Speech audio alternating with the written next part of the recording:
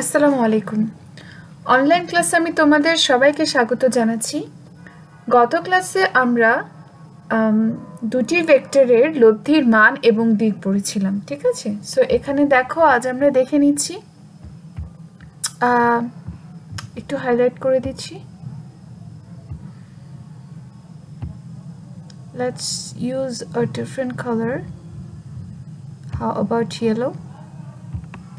ঠিক আছে, তাহলে দেখো, আমরা দেখতে পাচ্ছি যে দুটি ভেক্টরের লব্ধি, অর্থাৎ একটি ভেক্টর যদি ও এ এভাবে যায়, আরেকটি ও বি, ঠিক আছে, অর্থাৎ পি এবং কিউ যদি দুটি ভেক্টর হয়, প্রাথমিক বা মৌলিক ভেক্টরও আমরা এটাকে বলতে পারি, ঠিক আছে?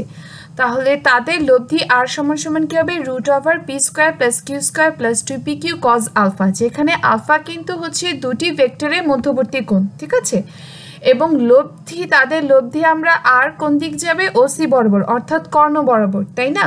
তাহলে এই লব্ধি কার সাথে কোণ উৎপন্ন করছে? পি ভেক্টরের সাথে যদি কোণ উৎপন্ন করে থাকে, আমি কিন্তু বলেছিলাম যে ভেক্টরের সাথে কোণ উৎপন্ন করবে সে কিন্তু ত্রিকোণমিতিক মুক্ত থাকবে। মানে দেখো, পি ভেক্টরের সাথে কোণ উৎপন্ন করছে, তার মধ্যে কিন্তু কোনো ত্রিকোণমিতিক অপারেটর নাই, ঠিক আছে?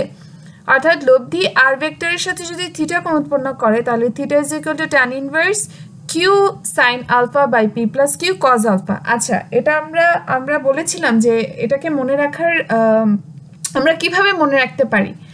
যার সাথে কোণ উৎপন্ন করলো সে হচ্ছে ত্রিকোণমিতিক অপারেটর মুক্ত থাকবে। তাহলে বাকি থাকলো কে? কিউ। তাহলে কিউ ওপরেও আসবে, নিচেও আসবে, মাঝখানে একটা প্লাস হয়ে যাবে। এখন আমরা ট্যান থিটা সমান সমান কি? Sine theta by cos theta. মানে ট্যান সমান সমান, অ্যাকচুয়ালি আমরা জানি, তার মানে আমরা দেখতে পাচ্ছি যার সাথে কোণ উৎপন্ন করবে লব্ধি, সে ত্রিকোণমিতিক অপারেটর মুক্ত থাকবে। আর যেহেতু ট্যান মানে আমরা জানি সাইন বাই কস, তাহলে কি হবে? উপরে সাইন হবে আর নিচে কস হবে। থিটা কিন্তু অলরেডি আমরা ইউজ করে ফেলেছি, তাহলে বাকি থাকবে কোনটা? আলফা কোণ। সো এটা কিউ এর সাথে আমরা অ্যাড করে দিব। ওকে, মানে এগুলো হচ্ছে অ্যাকচুয়ালি পড়া মনে রাখার একটা সহজ পদ্ধতি, ঠিক আছে? আমি তোমাদের সাথে আরেকটা বিষয় আলোচনা করতে চাই, যদিও সামনাসামনি তোমাদের সাথে আমার দেখা হয়নি। ভেবেছিলাম যে প্রথম ক্লাসেই আমি তোমাদের এই টেকনিকটা শিখিয়ে দিব। তোমরা অনেকেই হচ্ছে পড়া মনে রাখতে খুবই স্ট্রাগল করো, মানে পড়া মনে রাখতে পারো না বা পড়তে ইচ্ছা করে না, ঠিক আছে? সো আমি অনেক স্টুডেন্টদের উপর এই ফর্মুলাটা অ্যাকচুয়ালি অ্যাপ্লাই করেছি এবং তারা সবাই খুব ভালো ফিডব্যাক আমাকে দিয়েছে। তোমরা নিজেরাও বাসায় এটা করতে পারো, ঠিক আছে? লাইক তোমরা যখন গাণিতিক সমস্যার সমাধান করবা বা কোনো পড়া পড়তে যাবা, তখন করবা কি, তোমার সামনে তুমি ইম্যাজিন করবা যে কেউ একজন বসে আছে যাকে তুমি পড়া বুঝিয়ে দিচ্ছ। এটা অ্যাকচুয়ালি আমার কথা না, এটা বিভিন্ন ওয়ার্ল্ডের যারা বেস্ট সাইকোলজিস্ট আছে প্লাস অনেক সায়েন্টিস্টরা এটা আসলে পরীক্ষা করে দেখেছে। এটা কিন্তু পরীক্ষিত একটা ফর্মুলা, এটা আমার ফর্মুলা না। তো তারা দেখলো যে অ্যাকচুয়ালি আমরা যখন পড়ি, ঠিক আছে, এবং মুখস্থ করে সেটা লিখি, আমাদের ততটা আসলে মনে থাকে না।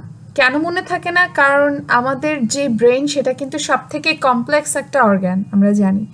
সো আমাদের ব্রেনে অ্যাকচুয়ালি ইনডাইরেক্টলি, আমাদের অজান্তে ইনডাইরেক্টলি সেটা কিন্তু এরকম একটা কি বলবো, মানে ইনফরমেশন দেয়া থাকে যে হ্যাঁ, পরে এগুলো আমি পারবো, সমস্যা নাই, আমি এই সূত্রটা পারি, ঠিক আছে, পরবর্তী এই রিলেটেড যেগুলো আছে সেগুলো পারবো, অথবা আমি পারবো না, ঠিক আছে? স্বাভাবিক, দুইটাই কমন, হয় আমি পারবো আর না হয় আমি পারবো না। কিন্তু আমি যখন কাউকে বোঝাতে যাই, তখন কিন্তু আমি পারলাম কি পারলাম না সেটা কিন্তু আমার মাইন্ডে থাকে না। আমার মাইন্ডে থাকে যে সে বুঝলো কি বুঝলো না, ঠিক আছে? সো তোমরা যদি এই কাজটা করো, যে কোনো একটা গাণিতিক সমস্যার সমাধান করছো বা পড়া, কেমিস্ট্রি বলো, বায়োলজি বলো, যে কোনো সাবজেক্ট বলো, যখন তুমি ইম্যাজিন করো যে তুমি অ্যাকচুয়ালি কাউকে বোঝাচ্ছ, তখন কিন্তু ব্রেন কিন্তু এটা মনে করে না যে তুমি পারবা কি পারবা না। ব্রেন কিন্তু তখন তোমাকে এই চিন্তা করাবে যে মানুষটাকে তুমি মানে বোঝাচ্ছ সে বুঝলো কি বুঝলো না, এবং তাকে বোঝাতে গিয়ে কিন্তু তোমার খুঁটিনাটি অনেক বিষয় তোমাকে বোঝাতে হবে। সেভাবে কিন্তু তুমি খেয়াল করবা 2 দিন 3 দিন বা 10 দিনের মাথায় দেখবা অ্যাকচুয়ালি তুমি 10 বার প্র্যাকটিস করলে যতটা না মনে রাখতে পারতা একবারের প্র্যাকটিসেই সেটা খুব ভালোভাবে স্মরণ করতে পারছো। এই টেকনিকটা তোমরা ফলো করো। এটা অ্যাকচুয়ালি ম্যাজিকের মতো সবার উপর, এটা আমি যাদের উপর অ্যাপ্লাই করেছি তারা সবাই খুবই ভালো আসলে আমাকে ফিডব্যাক জানিয়েছে। আশা করি তোমরাও আমাকে ফিডব্যাক জানাবা অবশ্যই যদি এই ভিডিওটা দেখে থাকো তাহলে। ঠিক আছে, চলো তাহলে আমরা পড়ায় চলে আসি। আচ্ছা, আমরা সামান্তরিক সূত্র পর্যন্ত পড়েছিলাম, আজ আমরা আপেক্ষিক বেগ পড়ব। আপেক্ষিক বেগ অ্যাকচুয়ালি বলতে কি বুঝি?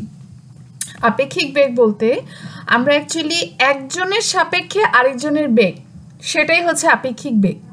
লাইক হচ্ছে নর্মালি একটা বাস যাচ্ছে, তুমি দাঁড়িয়ে আছো, তুমি শুধু বাসের বেগটা অবজার্ভ করলা, সেটা শুধুমাত্র কি হবে, বাসের বেগটা আমি পাবো, তাই না? লাইক একটা বাস যাচ্ছে, কিন্তু দুটি বাস যদি কম্পিটিশন করে তাহলে কি হবে, তুমি দেখলা যে কোন বাসটা আগে যাচ্ছে, তার মানে কি তুমি একটা বাসের সাপেক্ষে আরেকটা বাসের বেগ কিন্তু তুমি তুলনা করছো, অর্থাৎ একজনের সাপেক্ষে আরেকজনের দূরত্ব বা বেগ বা যে কোনো কিছু তুলনায় হচ্ছে ওই জিনিসটাকে বোঝাচ্ছে আপেক্ষিক। ঠিক আছে, সো চলো ধরে নাও একটা বেগ যদি বাস যদি এই বরাবর যায়, ঠিক আছে, ধরে নাও এটা VA, ওকে, এই বাসটা এভাবে যাচ্ছে VA বরাবর, আরেকটা বাস যাচ্ছে এই বরাবর, যেটার আমরা নাম দিলাম VB। এখন দেখো তুমি একজনের সাপেক্ষে আরেকজনের একটি বাসের সাপেক্ষে আরেকটি বাসের বেগ তুলনা করছো, সাপেক্ষ করছো। সো এটা কিন্তু অ্যাকচুয়াল পক্ষে কখনোই মিলবে না, তুমি যতই যাবা ততই কি হবে, বাসটা উপরেই যাবে আর এই বাসটা কিন্তু এদিকেই যাবে। ঠিক আছে, এখানে বাস A আর বাস B, বাসের বেগ VA, বাসের বেগ VB। ঠিক আছে, সাপেক্ষের ক্ষেত্রে আমরা করি কি, মান কিন্তু একই। সো আমি এখানে VA এই বাসের সাপেক্ষে VB অর্থাৎ B বাসের বেগ কত সেটা যদি নির্ণয় করতে চাই, তাহলে যে সাপেক্ষ তার বেগটা অ্যাকচুয়ালি উল্টো পথে ধরবো, ঠিক বিপরীত দিকে আমরা ধরবো। তার মানে বিপরীত দিকে ধরা মানে কি, -VA, মান কিন্তু এক, মাইনাস বলতে আমরা অ্যাকচুয়ালি কি বোঝাচ্ছি, মাইনাস বলতে বোঝাচ্ছি যে বিপরীত দিকে। ঠিক আছে, এই যে দেখো যদিও এখানে তোমার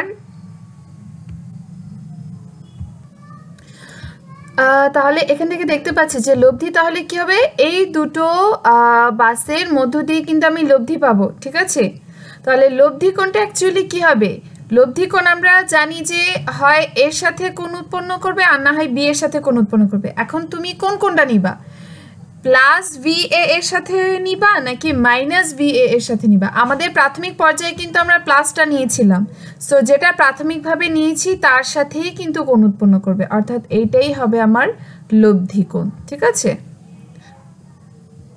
বুঝতে পারছো, এটাই লব্ধি হচ্ছে কি আলফা।